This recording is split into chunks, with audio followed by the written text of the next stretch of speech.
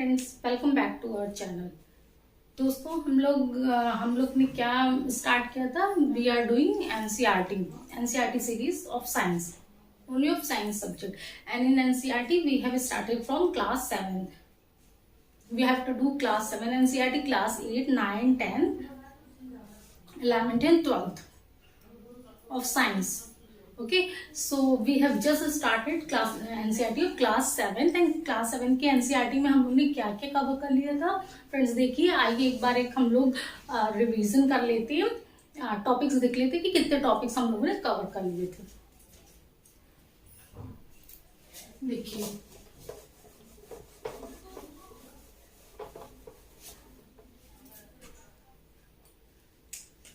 हम लोगों ने पहला टॉपिक क्या पढ़ा था, न्यूट्रिशन इन, पहला चैप्टर हमारा था nutrition in plants.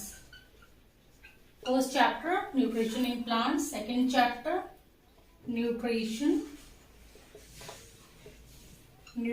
In animals, third chapter from fibre to fabrics, FABRICS, from fiber to fabrics. Fourth chapter we have done heat. Fifth chapter हमने कौन सा कंप्लीट किया था, एसिड, बेसिस एंड सॉल्ट्स। ठीक है, acid, base and salt. And sixth chapter previously we have just completed physical and chemical changes.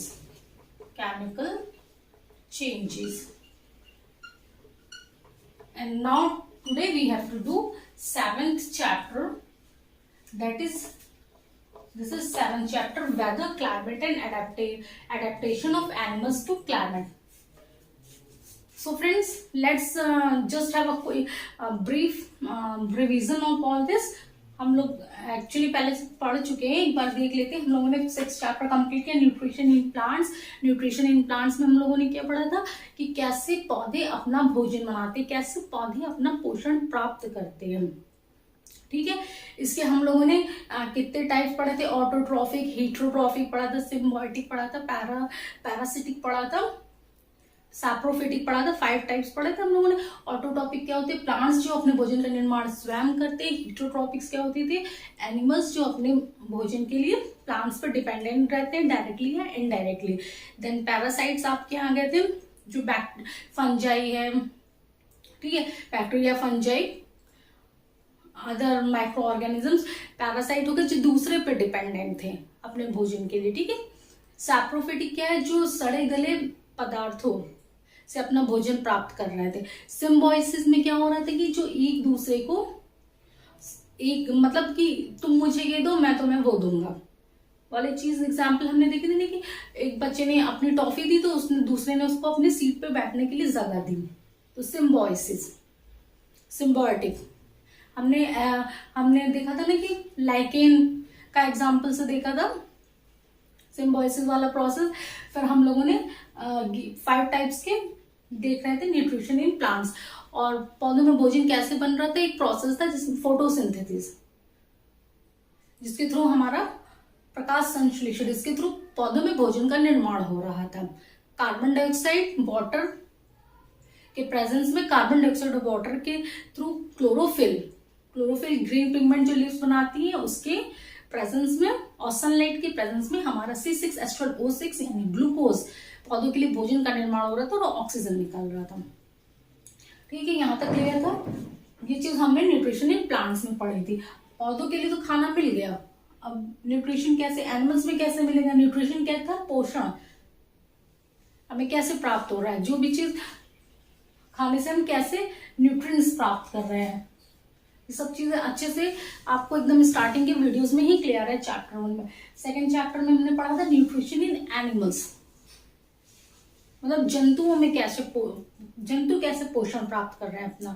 Living beings में आपके plants और एनिमल्स आ रहे थे, प्लांट्स में न्यूट्रिशन हम देख चुके थे, और एनिमल्स में ये भी देख चुके थे एनिमल्स में कैसे न्यूट्रिशन, कैसे अपना पोषण प्राप्त कर रहे हैं एनिमल्स। पूरा प्रोसेस क्या था उनका कि वो डाइजेशन के थ्रू कर रहे थे। जो भी उन्होंने खाना लिया, रोटी सब्जी चावल दाल जो भी अपने माउथ में रखा, तो पूरा डाइजेशन का प्रोसेस हो रहा था। डाइजेशन का प्रोसेस किससे फॉलो हो रहा था? एक डाइजेस्टिव सिस्टम था हमारा, एलिमेंट्री कनाल और डाइजेस्टिव सिस्टम, जिसमें डाइजेस्टिव जूसेस थे, डाइजेस्टिव ग्लैंड्स थे, ये सब मिलके क्या कर रहे थे? हमारा डाइजेशन का प्रोसेस कर रहे थे।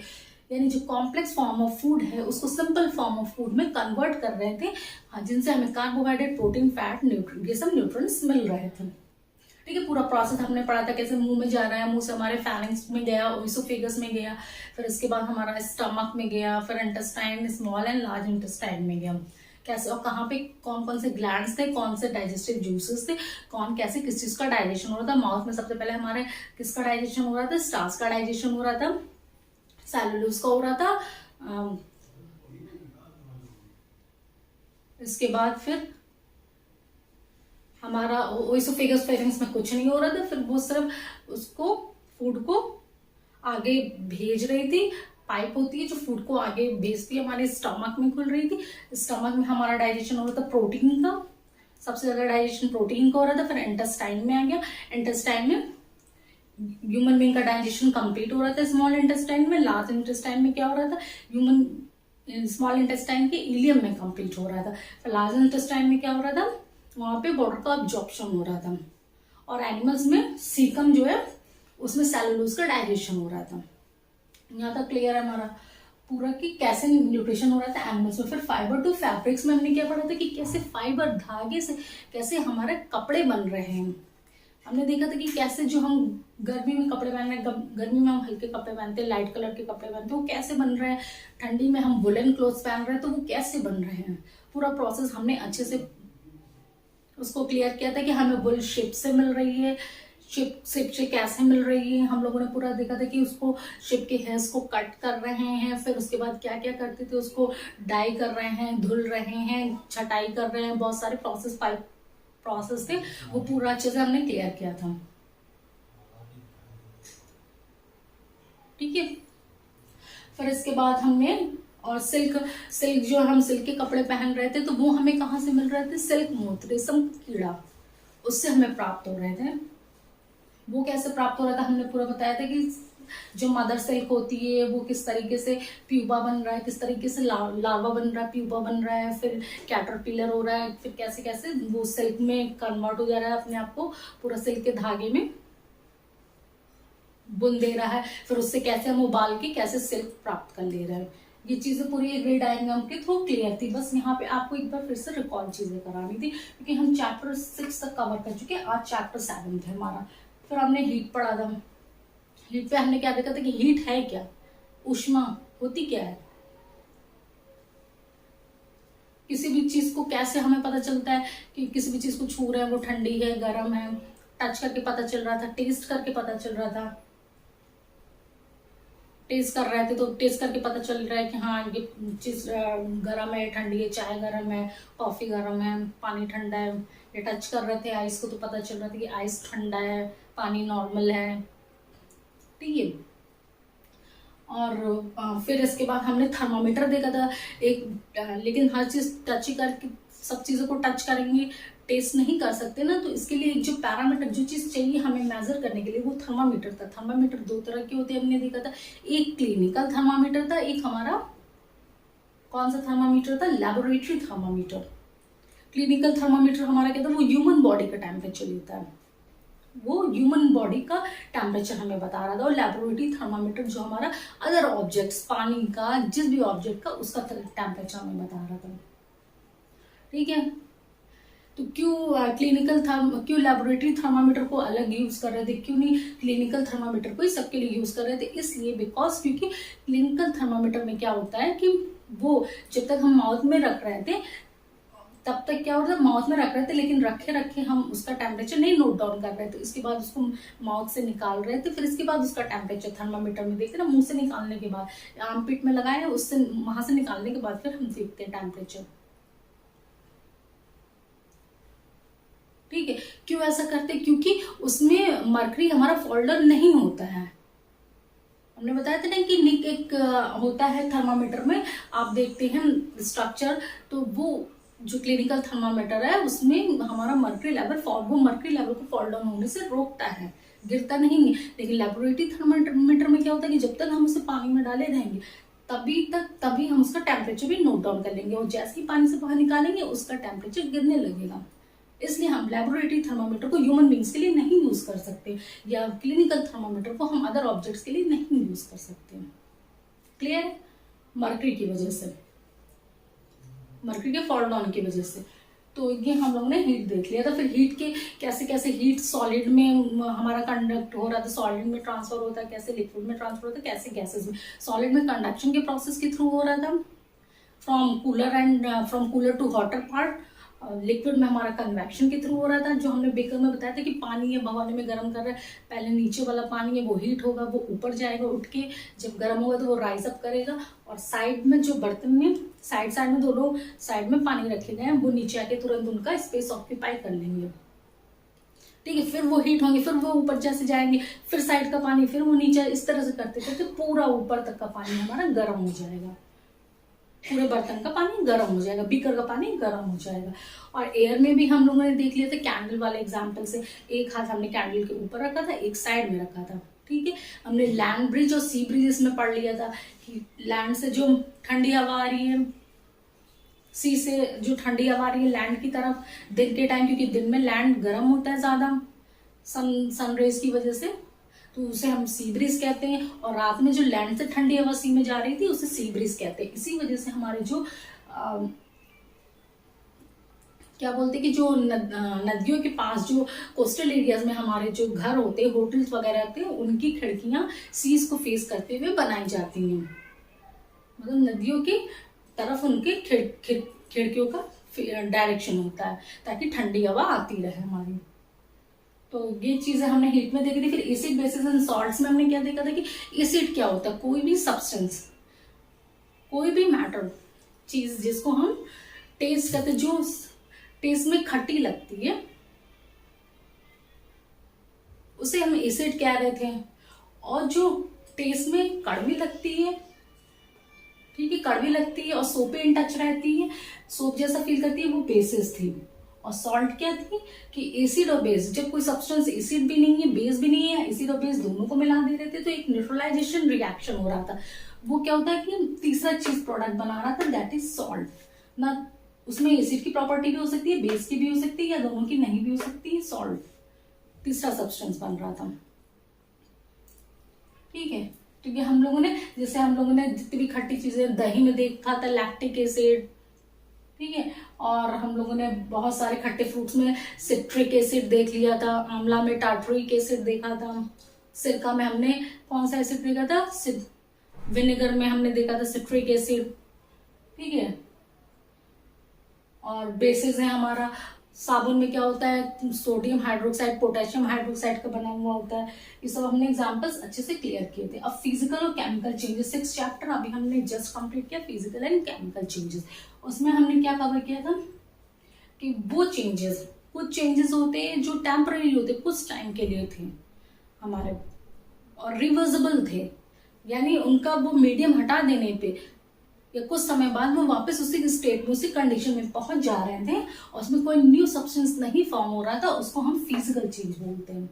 और केमिकल चेंज क्या था कि परमानेंट हो जाते थे, स्थायी हो रहे थे, जैसे बर्निंग ऑफ कैंडल, किसी भी चीज का जलना, फायरवर्क्स। ठीक है, और भी बहुत सारे एग्जाम्पल्स हमने दिए थे जब पढ़ाते वक्त इस चैप्टर को प्रीवियस वीडियोस में। तो वो क्या थे कि ये परमानेंट थे, ये इरिवर्सिबल थे, वापस उसे सब्सटेंस को हम नहीं बना सकते उससे। क्यों? क्योंकि इसमें तीसरा नया सब्सटेंस फॉर्म हो जा रहा था। ठीक है, जब किसी चीज को जला रहे हैं, लकड़ी को हम जला रहे हैं, तो वो क्या ऐश में, पूरी लकड़ी जल गई, वो ऐश में बदल जा रही थी, यानी तीसरा सब्सटेंस ऐश फॉर्म हो गया। अब वापस से उस ऐश से हम लकड़ी नहीं बना सकते। लेकिन फिजिकल में क्या था कि हम वापस से वही चीज पा सकते हैं, वो टेम्पररी होता है, रिवर्सिबल होता है, नो न्यू सब्सटेंसेस फॉर्म। ये permanent, irreversible and new substances form. तो बहुत सारे इसमें हमने एग्जांपल्स थे, तो physical and chemical changes clear कर दिए थे। जितने भी मेडिसिन से आपकी केमिकल चेंजेस है, ठीक है, जितने भी हमारा डाइजेशन का प्रोसेस, न्यूट्रलाइजेशन का प्रोसेस, ये सब सब हमारे केमिकल चेंजेस हैं। बर्निंग किसी भी चीज का, फायरवर्क, सब केमिकल चेंजेस हैं। फिजिकल चेंजेस जो कुछ समय तक के लिए होते हैं वो फिजिकल चेंजेस हमारे थे। हमने बताया था ना कि सिर्फ फैन चल रहा है, फिर फैन को ऑफ कर दिया, उसी कंडीशन में पहुंच गया। लाइट जल रही है, लाइट को बंद कर दिया, ब्लैक बोर्ड पे लिखा था उसको रब कर दिया, फिर से बिना लिखे हुए कंडीशन में पहुंच गया। ये जो टेम्पररी होता है, पेपर को हमने क्या किया था, 4 पीस में उसको कर दे रहे थे, जिनके सिर्फ फिजिकल प्रॉपर्टीज चेंज हो रही थी, केमिकल नहीं चेंज हो रही थी, इन्हें फिजिकल चेंजेस कहते हैं। And now come to the 7th chapter, that is weather, climate and adaptations of animal to climate. Weather means मौसम, weather, climate and adaptation of animals to climate. ठीक है, ये chapter competitive point of view से बहुत ज्यादा important नहीं है, नहीं इसमें बहुत ज्यादा कुछ एक्सप्लेन करने वाला है, इसलिए ये 24 चैप्टर को हम बस बहुत, मौसम क्या होता है सब लोग हम लोग सब लोग जानते हैं। ठीक है, आपका सभी को पता है कि हम सो के उठे, सुबह मॉर्निंग में 8 बजे उठ रहे, 7 बजे उठ रहे, जितने भी बजे उठ रहे हैं, हम बाहर देखें, अच्छा सूरज निकला हुआ, हल्की हल्की सी धूप है, मौसम साफ दिख रहा है हमको, तो हम बोलेंगे कि हाँ आज का मौसम ठीक है। क्लाउडी दिखा, कभी अगर बादल बादल दिखे तो हम बोलेंगे कि अरे आज का मौसम क्या है, बारिश हो सकती है, मे बी, मतलब बारिश होने के चांसेस है। या हवाएं चल रही तो बोलेंगे आंधी वगैरह आ सकती है, बहुत तेज हवाएं, तो हम ये गैस करते हैं कि ऐसा हो सकता है।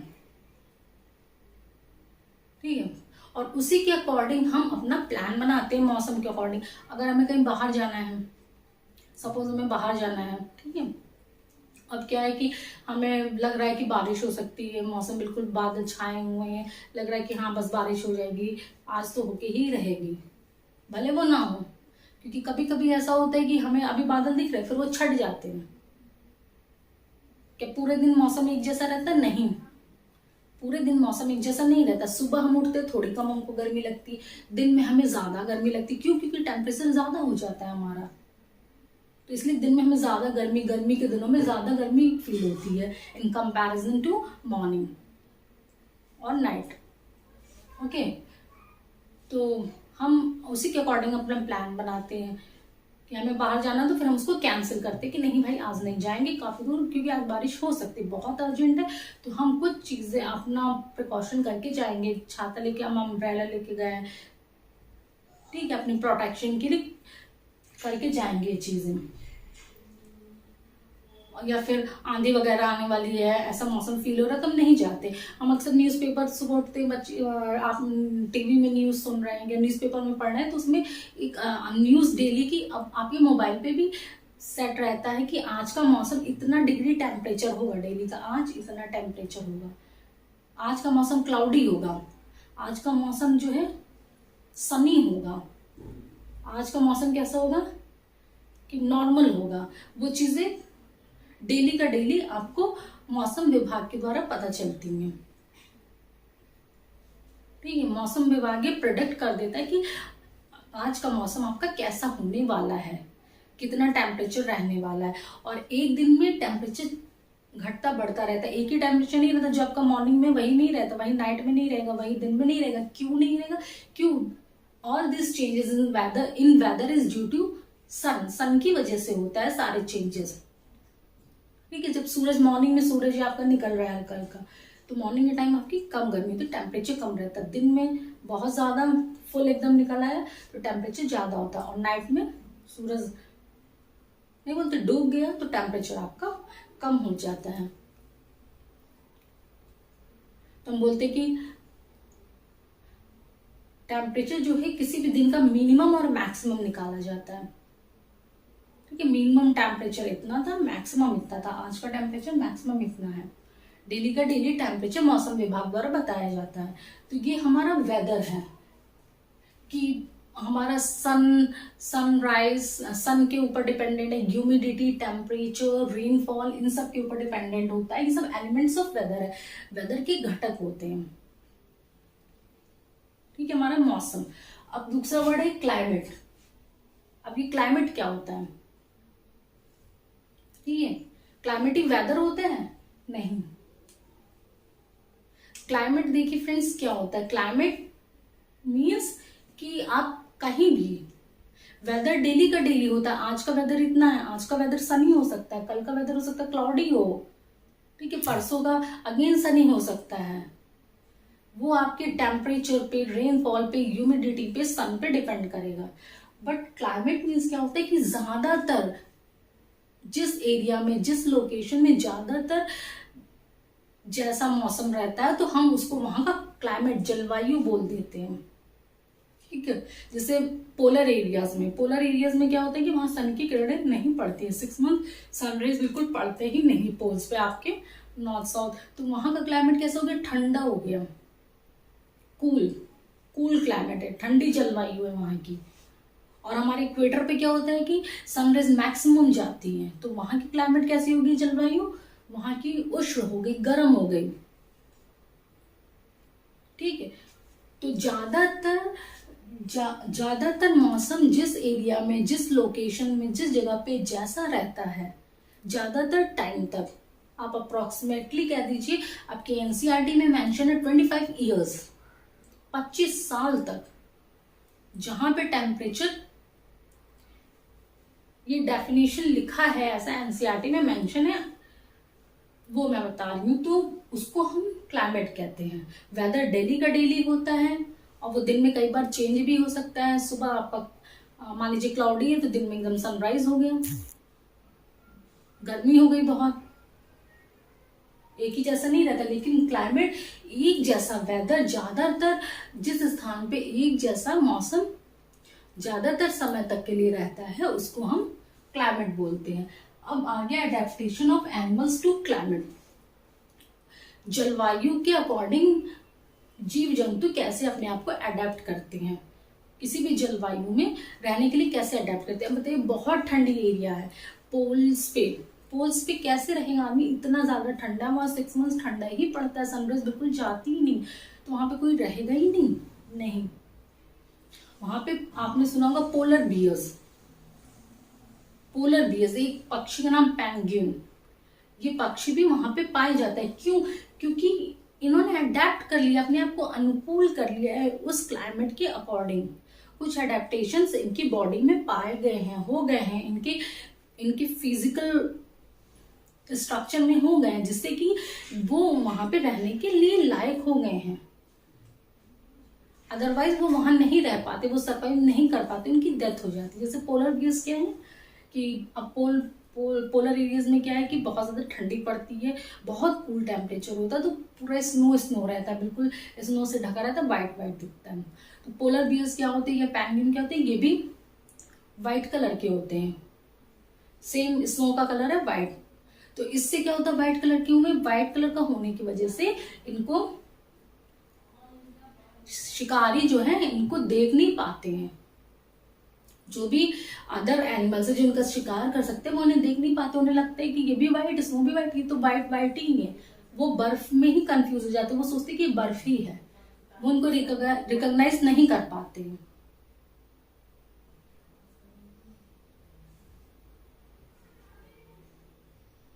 ठीक है, वो उनको रिकॉग्नाइज नहीं कर पाते हैं। तो फिर क्या होता है कि वो बच जाते हैं अपने शिकारी से इस तरीके से। और दूसरा फायदा ये होता है कि वो अपना शिकार तो देख लेते हैं, शिकारी इनको नहीं देख पाते, बट ये अपना शिकार देख लेते हैं, क्योंकि शिकारी को तो लगता है कि ये नहीं है, ये स्नो ही है, बट इनको दिख जाता है कि अच्छा ये मेरा प्रे आ रहा, तो ये अपना फूड इस तरह से ले लेते हैं और सरवाइव करते हैं। फिर इनके जो पाँव्स होते हैं वो इस तरीके के बने होते कि ये स्नो में आराम से मूव कर सके, चल सके। और इनकी स्किन जो होती है, स्किन का जो सरफेस होता है वो फैटी होता है, काफी फैट होता है, जिससे इनको ठंडी नहीं लगती है। ठीक है फ्रेंड्स, और जब मौसम थोड़ा गर्म होता है तो इनको अपने आप को ठंडा रखने के लिए क्या करते हैं कि स्विमिंग करते हैं। गुड स्विमर होते हैं, ये होते हैं पेंगुइन, दोनों गुड स्विमर होते हैं, स्विमिंग करते हैं। तो इनकी जो फिजिकल स्ट्रक्चर है इस तरह से रहता है कि ये आराम से स्विमिंग कर लेते हैं, इनको स्विमिंग करने में प्रॉब्लम नहीं होती, ये अपने आप को एडेप्ट कर लेते हैं उस क्लाइमेट में। ठीक है।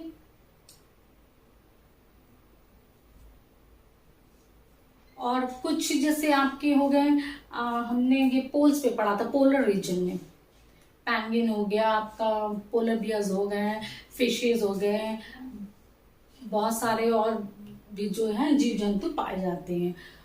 अब ट्रॉपिकल रेन फॉरेस्ट में हम देख ले, ट्रॉपिकल जो एरियाज है रेन फॉरेस्ट, जहाँ पे हमारी ज्यादातर वर्षा होती है, गर्मी भी रहता है वर्षा भी होती है, तो वहां पे भी जीव कैसे सरवाइव करेगा। वहां पे क्या होता है, ज्यादातर जहाँ वर्षा हो रही है, गर्मी का मौसम है, तो वहां की जो आपकी वेजिटेशन होती है वो रिच होती है, वहां पे काफी प्लांट्स एंड एनिमल्स पाए जाते हैं, क्योंकि प्लांट्स वहाँ अच्छे होते हैं, तो एनिमल्स को सरवाइव करने के लिए उनको अपना फूड अच्छे से मिलता है।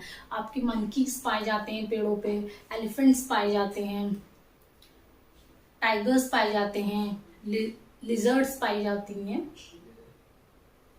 ठीक है, और भी सारे एनिमल्स पाए जाते हैं।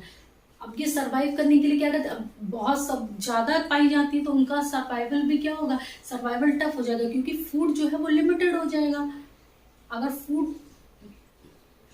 फूड आपके पास 4 है और खाने वाले भी 4 है तब तो ठीक है, ये फूड 4 है खाने वाले 2 तब भी ठीक है कि डिवाइड कर लेंगे, लेकिन फूड 4 है खाने वाले 8 है, 4 के लिए पर्याप्त है, खाने वाले 8 लोग हैं, तब फिर क्या हो जाएगी, फिर प्रॉब्लम हो जाएगी,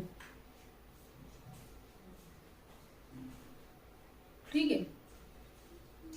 फिर जो हमारा डार्विन का जो सिद्धांत था, सर्वाइवल ऑफ द फिटेस्ट, योग्यतम की उत्तरजीविता, जो स्ट्रगल कर लेगा, जो अपने आप को सरवाइव कर लेगा उसके अकॉर्डिंग, वही वहां पे रहेगा, अपने आप को अडेप्ट कर लेगा, हम बॉडी में वो अडेप्टेशन उनकी हो जाएंगी उस क्लाइमेट में रहने के अकॉर्डिंग। जैसे मंकीज की क्या है कि अभी हम पेड़ पे चढ़ेंगे तो हम बंदर की तरह क्यों उछलते हुए चढ़ लेंगे, नहीं चढ़ पाएंगे, प्रैक्टिस होगी तो चढ़ तो लेंगे, कुछ लोग चढ़ जाते पेड़ पे, पर एकदम इजिली जैसे मंकीज चढ़ जाते उस तरीके से नहीं चढ़ पाएंगे हम।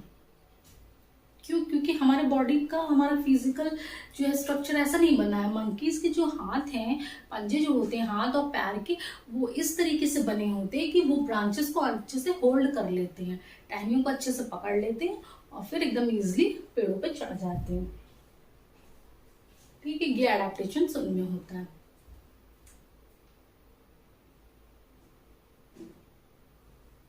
ओके फ्रेंड्स, एलिफेंट्स है, एलिफेंट्स में क्या है कि उनके, आपने देखा जो आगे के टस्क होते हैं, ठीक है, दांत, वो टीथ का मॉडिफाइड रूप होते हैं वो टस्क, ये मॉडिफिकेशन उनके में पाया जाता है। उनके ईयर देखें आपने कैसे होते हैं, उनका ट्रंक, नोज की जगह उनका जो ट्रंक होता है, नॉस्ट्रिल, वो होता है स्मेल करने के लिए, तो वो इनकी बॉडी में ये एडेप्टेशंस इसलिए होती हैं, ये चेंजेस इसलिए होते हैं ताकि ये उस एनवायरनमेंट में आसानी से सर्वाइव कर सके, उस क्लाइमेट में आसानी से रह सके, इजिली सर्वाइव कर सके। तो इस चैप्टर में बहुत ज्यादा कुछ एक्सप्लेन करने का नहीं था, यही 2-3 एग्जाम्पल्स थे। वेदर क्या होता है ये आपको क्लियर हो गया कि किसी भी दिन का जो टेम्परेचर है आपका, टेम्परेचर, ह्यूमिडिटी, रेनफॉल ये सन के ऊपर डिपेंड करता है, उसके अकॉर्डिंग हम बोलते हैं कि आज का मौसम ऐसा है। क्लाइमेट आपकी जलवायु क्या होगी कि जहाँ पे लगातार कुछ टाइम तक किसी भी लोकेशन पे, किसी भी पर्टिकुलर प्लेस पे कुछ टाइम तक जो आपका मौसम बना रहता है, ठंडा है तो ठंडा ही है, गर्म है तो गर्म ही है, तो उसको हम लोग वहाँ की क्लाइमेट की जलवायु बोल देते कि यहाँ की जलवायु ठंडी है, ठीक है, और यहाँ की जलवायु गर्म है। Adaptations of animals to climate.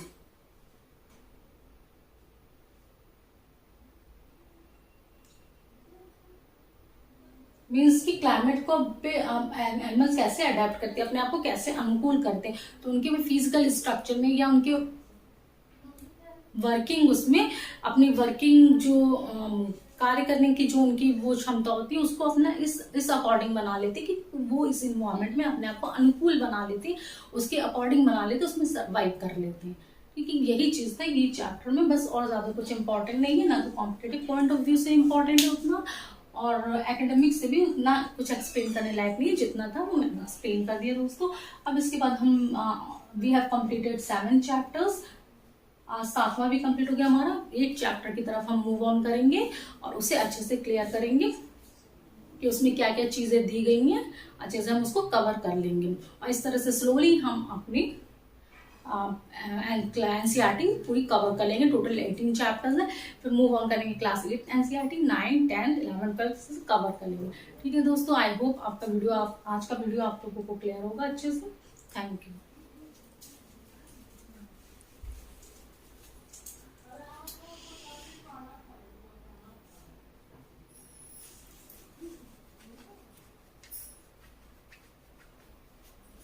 ये लोग तब बकवा दिए।